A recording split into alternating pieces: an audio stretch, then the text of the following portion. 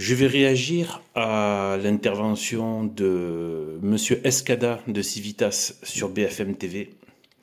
Pour ceux qui connaissent les contenus de ma chaîne, j'en ai parlé à plusieurs reprises et je défends, normalement ce devrait être un mot d'ordre, de ne jamais adresser la parole et accepter la moindre invitation des bouches de serpents, des bouches de démons qu'on appelle communément les médias. Dès que vous voyez un journaliste, c'est un petit pervers qui va chercher à vous piéger. C'est aussi simple que ça. Et vous tournez en dérision au mieux et en criminel si vous ne montrez pas ce qu'ils attendent de vous de manière déterminée.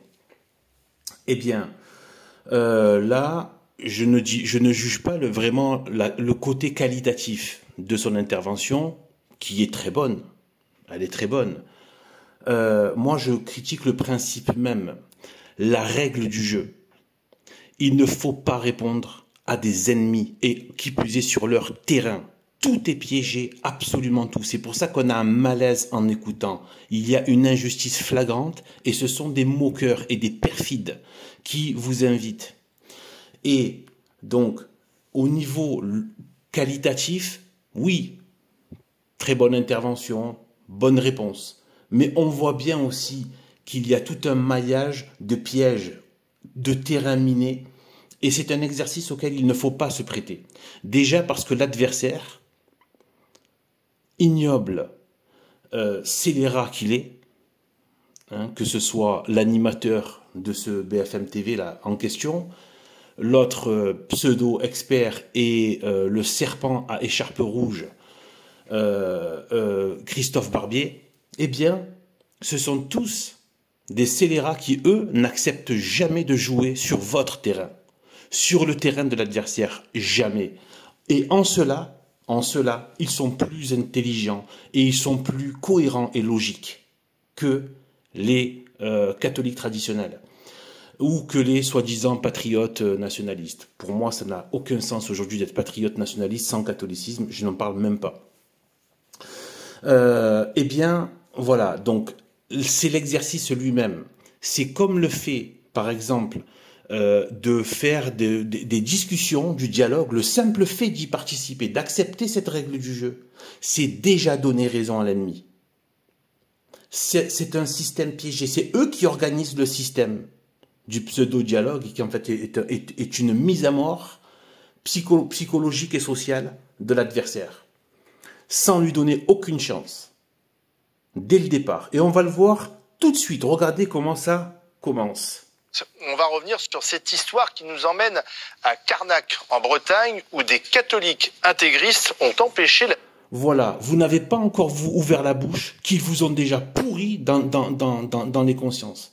Vous savez, c'est comme quand dans le travail, dans des relations sociales, relations humaines, relations familiales, on vous pourrit quelqu'un, on vous fait de la médisance. Avant même qu'il arrive, vous ne la connaissez pas, on vous a déjà décrit un personnage maléfique, mauvais. Il arrive, il est déjà jugé.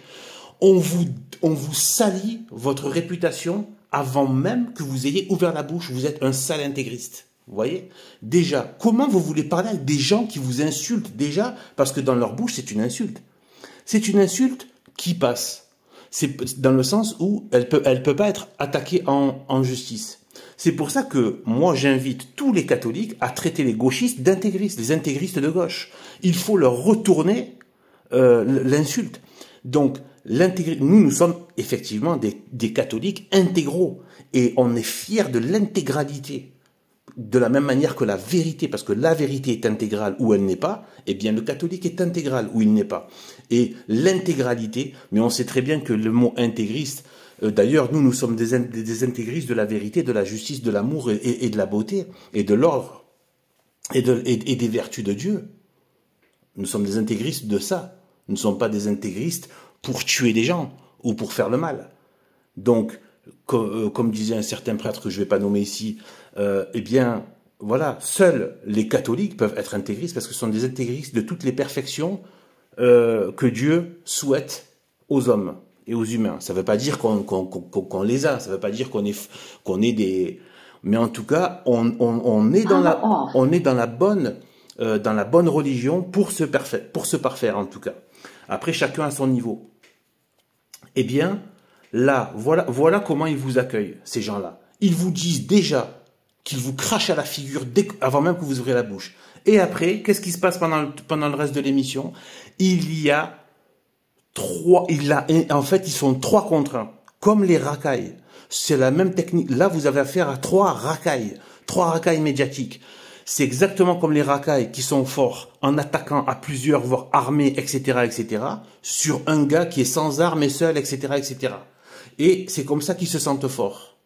Et ils ne vont jamais sur le terrain de la loyauté. D'accord? Donc, vous avez affaire, donc l'animateur, bien souvent, on croit qu'il est neutre. Non, en fait, c'est le plus parti pris de tous, en fait.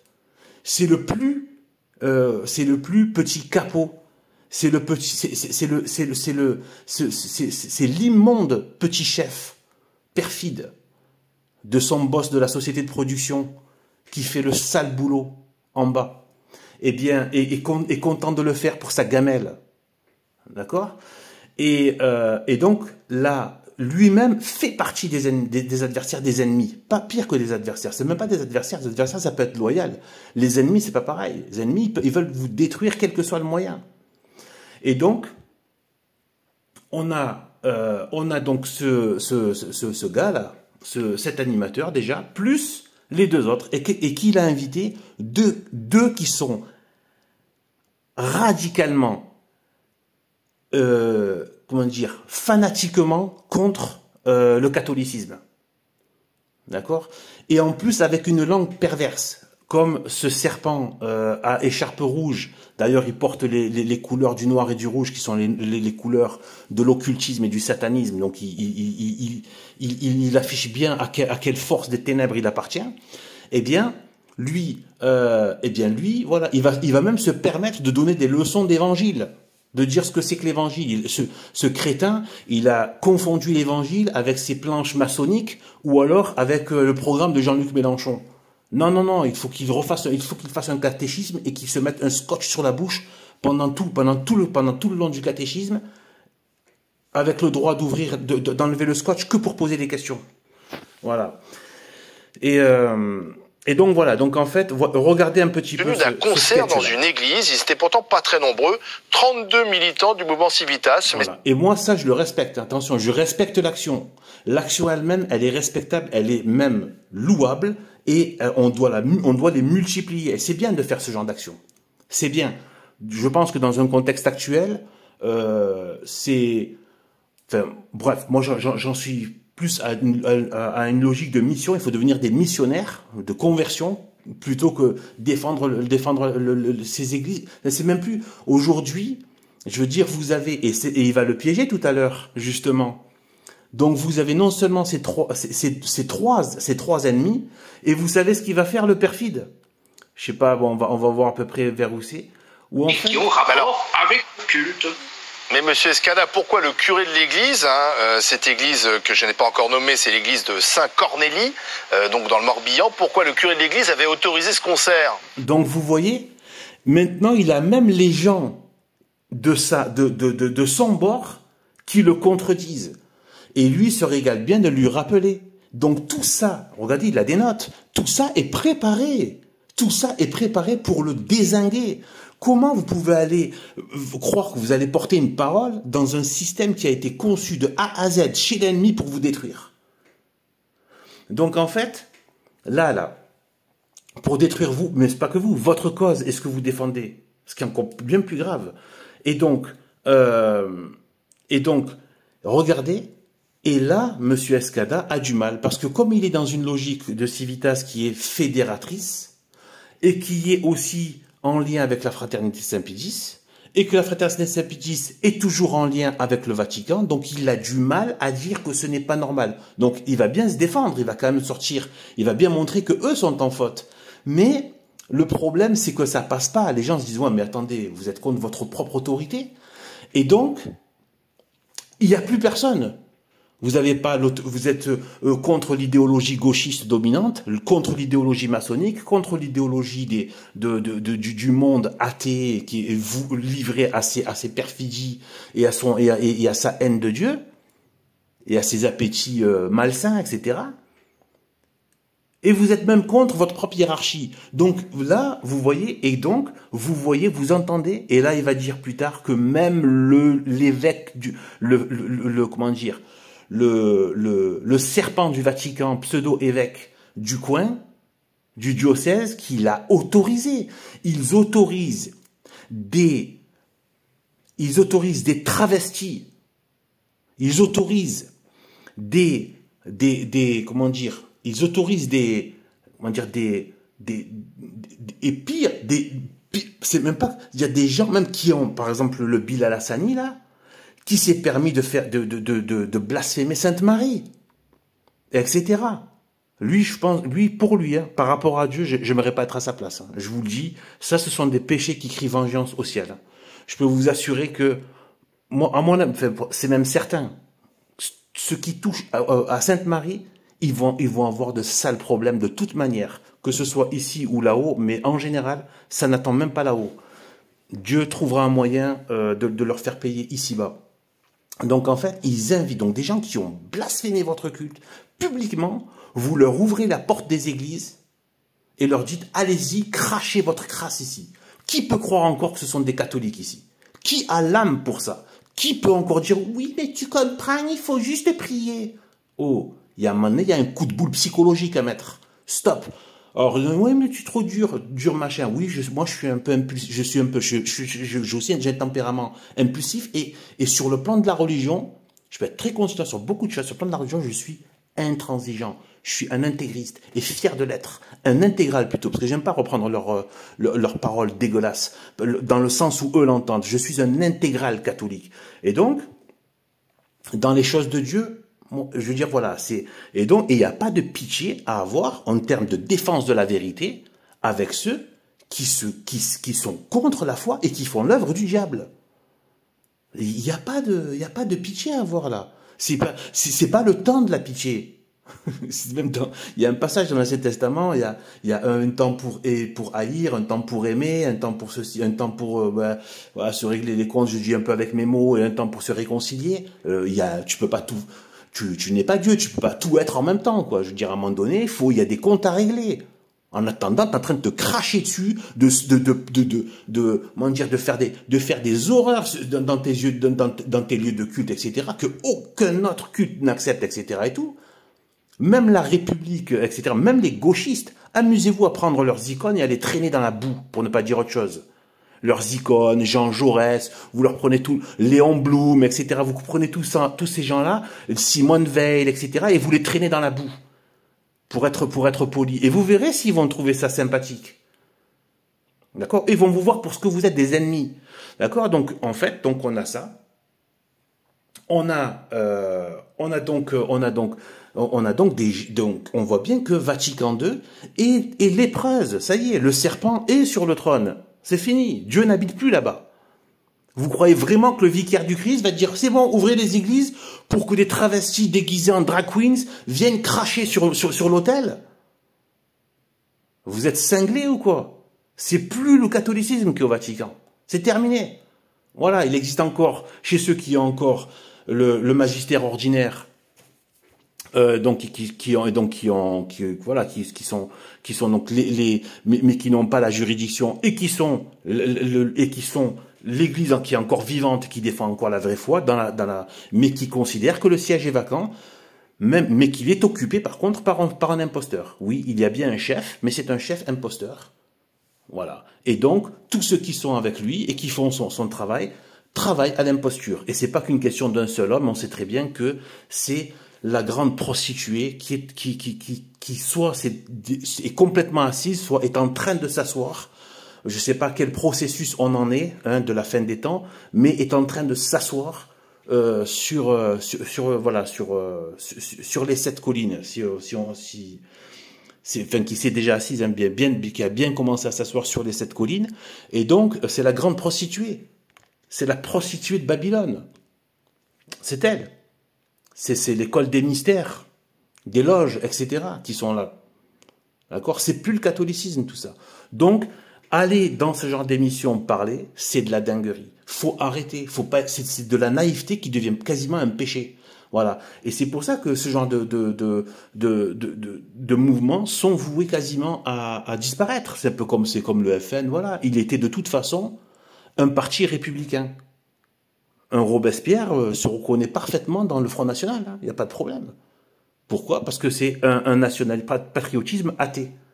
Un patriotisme, un nationalisme athée. Rien à cirer. Rien à cirer. La France n'est rien sans le catholicisme. Si, écoutez bien ce que je vous dis, si demain l'Algérie devient 100% catholique et se donne un roi catholique, dans quelques temps, ça devient un pays merveilleux qui fera rêver la France. D'accord? N'importe quel peuple qui se convertit au catholicisme devient un peuple merveilleux. Voilà, comme le peuple d'Israël, quand il avait été fidèle à Dieu, etc., pendant des siècles, etc., il a pu arriver jusqu'à l'apogée avec le royaume d'Israël et avec Salomon, etc., etc. Eh bien, c'est pas qu'une question de peuple, de patrie. Sans le catholicisme, la France n'a pas de sens. Enfin, ça n'existe pas, en fait, en vérité. Voilà. C'est quelque chose qui se forme avec le catholicisme. Voilà. Et donc voilà, donc du coup, voilà, je vais pas aller jusqu'au bout. C'est extrêmement énervant, hein, c'est extrêmement énervant, surtout voilà, pour un tempérament comme le mien, moi j'accepterai jamais ça. Et je veux dire une petite chose pour terminer. Vous savez, il y a un aspect, il y a un côté, tout le monde a décrété que c'était une grande valeur que d'arriver devant ces ordures de journalistes et d'être super calme. Moi, je trouve que finalement, en fait, c'est presque malsain de rester calme. Il faudrait avoir de saines colères, en fait, en vérité, face à des gens pareils. Vous croyez quoi, que les Cohn-Bendit, les Mélenchon, les Finkielkraut et toute la clique, vous croyez qu'ils ont, et Moretti, etc., vous croyez qu'ils ont passé leur temps à être des tièdes et des gens qui ne laissent rien transparaître? Finalement, c'est peut-être pire, en fait, de voir le spectacle de quelqu'un qui ne s'énerve pas ou qui ne se met pas en colère. Voilà. Donc, ça veut pas dire, après, il y a colère dans le sens où, celle qui n'est pas efficace, c'est quand tu perds tes moyens, mais, du coup, tu as du mal à rester à organiser ta colère, et il y a une colère où tu continues à te maîtriser, où tu ne perds pas le contrôle de toi-même, mais tu es en colère. Voilà. Et donc voilà, comme un parent qui peut se mettre en colère sans perdre la justice, sans perdre, voilà. Mais il est en colère par rapport à un méfait de l'enfant. Et il doit lui exprimer cette colère, elle est saine. Voilà, si c'est pour son bien, c'est pour des valeurs morales, etc. Donc, et de bien, tout simplement. Donc voilà, donc je vous dis, s'il compte faire ça, c'est le début de la fin de Civitas. Voilà, on peut, j'avais vu leur intervention quand ils disaient il faut faire la fédération, etc. La fédération entre les groupements politiques. Parce que ils ont ramené, je crois que c'était un frère, qui disait qui avait cité Saint-Pédis, extra magnifique, hein, c'était en plus, voilà, c'est d'inspiration, hein. Donc, voilà, il a parlé avec la grâce, quoi. Et donc, ce qu'il a dit, moi j'y adhère en plein, mais il n'a pas dit de faire la fédération avec l'hérésie. D'accord? Il a dit de faire la fédération sur le côté politique, bonapartiste, machin, etc. Il a dit de faire de la fédération sur du politique. Il n'a pas dit de faire de la fédération avec les trucs. Non, aujourd'hui, il n'y a qu'une seule église, c'est l'église catholique traditionnelle. Et moi, je le dis, c'est celle qui adhère à Cassis Yacoum. La vraie église, elle est expliquée par Monseigneur Guérard Deslauriers. Et aujourd'hui, c'est la suite qui se perpétue avec les prêtres, voilà, qui ont voilà tout ce qui est l'émission du prêtre, qui ont été ordonnés validement dans la lignée de la suite apostolique, mais qui n'ont pas la juridiction et qui considèrent que le siège est vacant, mais qu'il y a un faux pape, voilà. Un faux pape, et un faux pape, c'est pas une façon de le reconnaître, hein. Un faux pape, ça veut bien dire ce que ça veut dire. C'est un imposteur qui est là. Sauf qu'on n'a pas les moyens juridiques de le chasser. Mais l'église est toujours là. L'église est toujours là. Et il n'y a pas d'intransigeance avec la vérité, par rapport à la vérité. Pas de concession. Pas de concession avec la vérité. Rien. Il vaut mieux être 3 plutôt que 30 000 avec 15 milliards de concessions. Voilà. Et puis si c'est la fin, c'est la fin. On s'en fiche. Le mieux, c'est de maintenir la vérité, quoi qu'il en coûte. Voilà, bon, sur ce, voilà, je vous dis donc à plus tard, et en espérant, mais en tout cas, je loue leurs actions, etc. C'est très bien, c'est très courageux, c'est très beau, etc. Mais c'est juste, il faut pas commencer à rentrer dans le jeu du système, du débat et du dialogue. C'est une horreur, et se défaire absolument de Vatican II. Je leur dis pas ce qu'il y a à faire, ce qu'ils ont à faire, je dis ce que moi je pense qui serait juste. Voilà, sur ce, à plus.